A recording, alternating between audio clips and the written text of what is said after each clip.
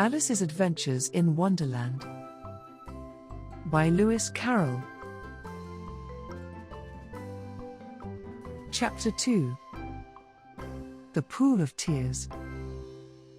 "Curiouser and curiouser," cried Alice. She was so much surprised that for the moment she quite forgot how to speak good English. "Now I'm opening out like the largest telescope that ever was.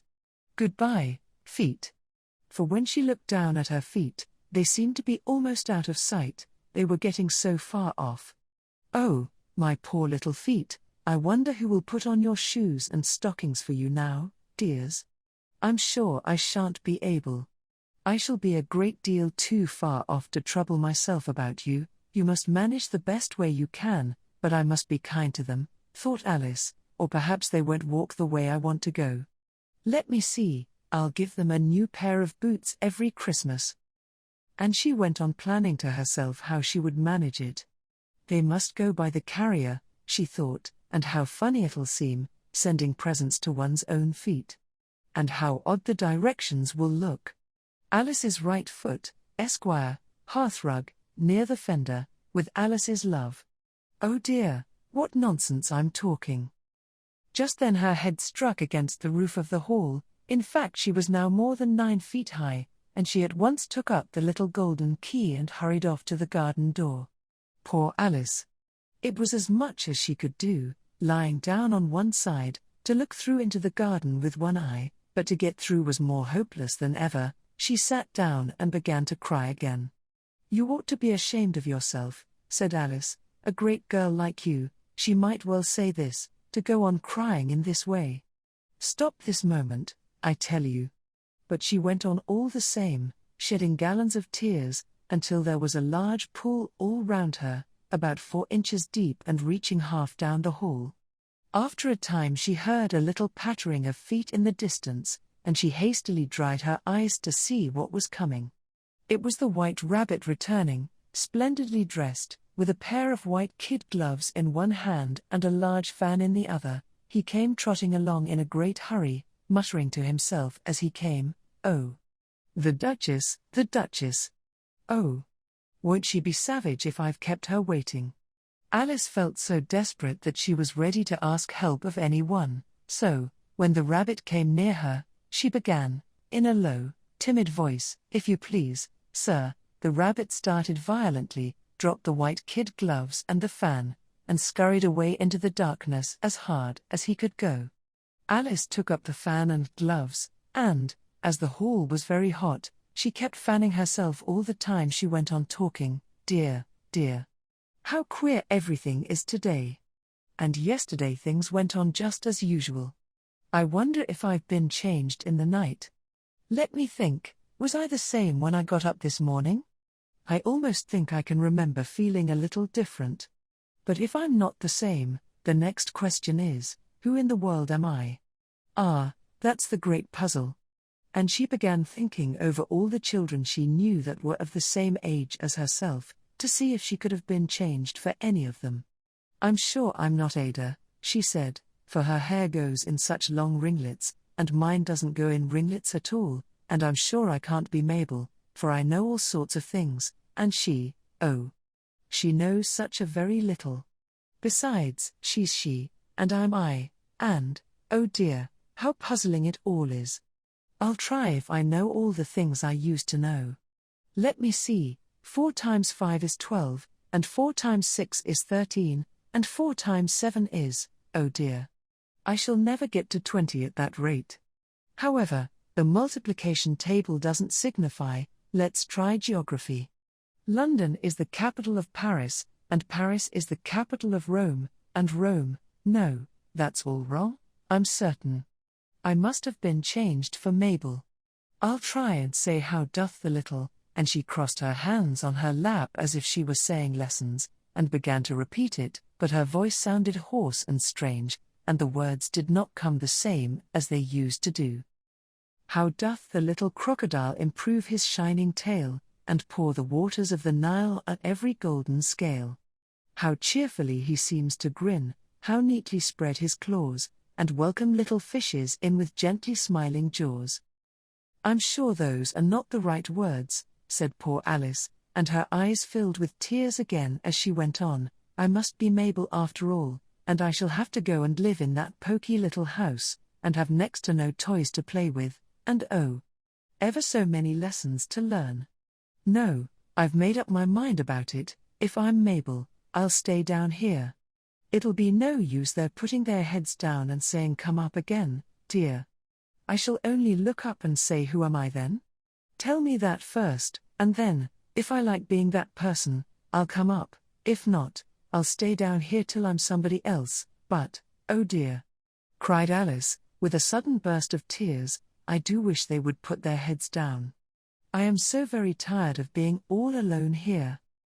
As she said this she looked down at her hands, and was surprised to see that she had put on one of the rabbit's little white kid gloves while she was talking.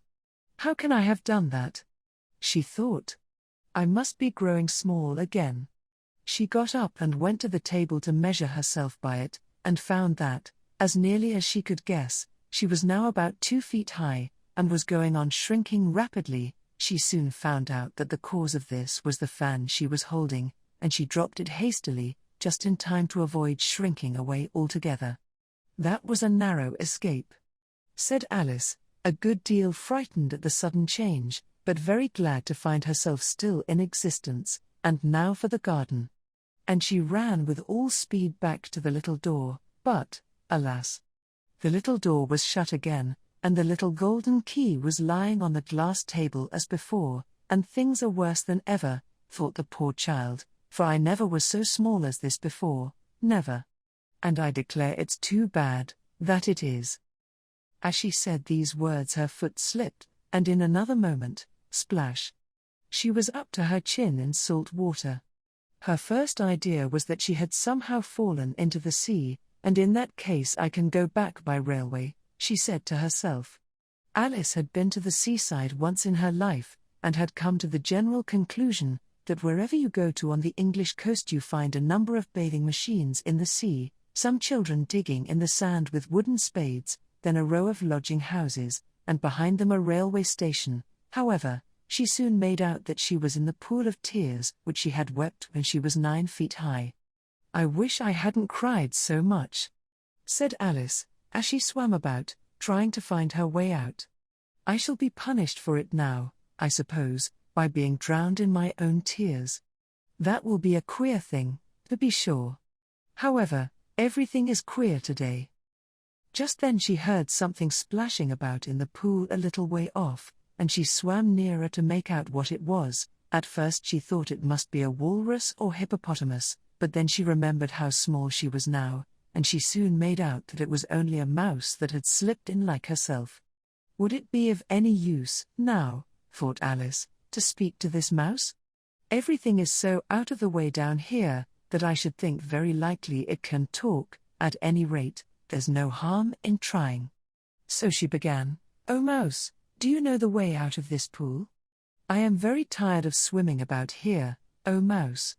Alice thought this must be the right way of speaking to a mouse. She had never done such a thing before, but she remembered having seen in her brother's Latin grammar, a mouse, of a mouse, to a mouse, oh mouse. The mouse looked at her rather inquisitively, and seemed to her to wink with one of its little eyes, but it said nothing. "Perhaps it doesn't understand English," thought Alice. "I dare say it's a French mouse, come over with William the Conqueror." For, with all her knowledge of history, Alice had no very clear notion how long ago anything had happened, so she began again, "Où est ma chatte?" which was the first sentence in her French lesson book.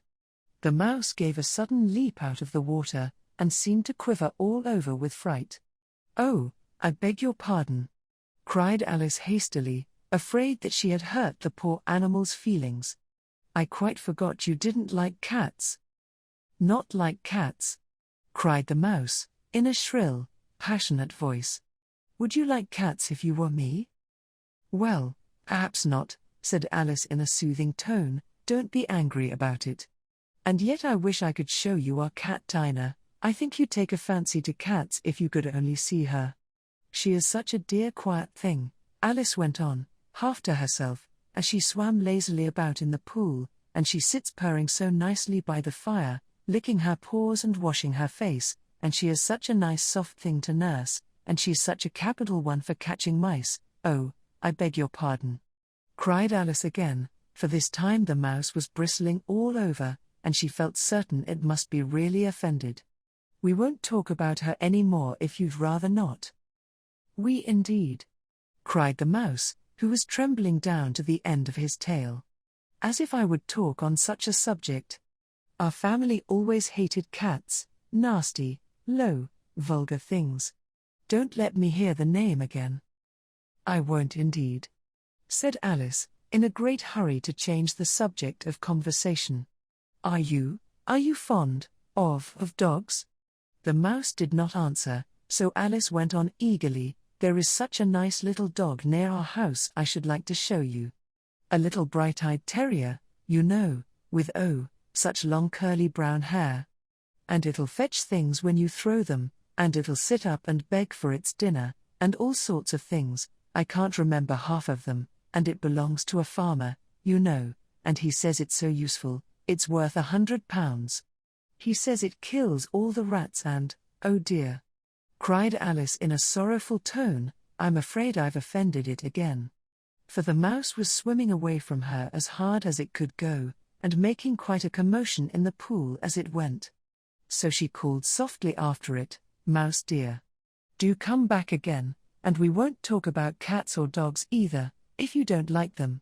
When the mouse heard this, it turned round and swam slowly back to her. Its face was quite pale, with passion, Alice thought, and it said in a low trembling voice, "Let us get to the shore, and then I'll tell you my history, and you'll understand why it is I hate cats and dogs." It was high time to go, for the pool was getting quite crowded with the birds and animals that had fallen into it. There were a duck and a dodo, a lory and an eaglet, and several other curious creatures. Alice led the way, and the whole party swam to the shore.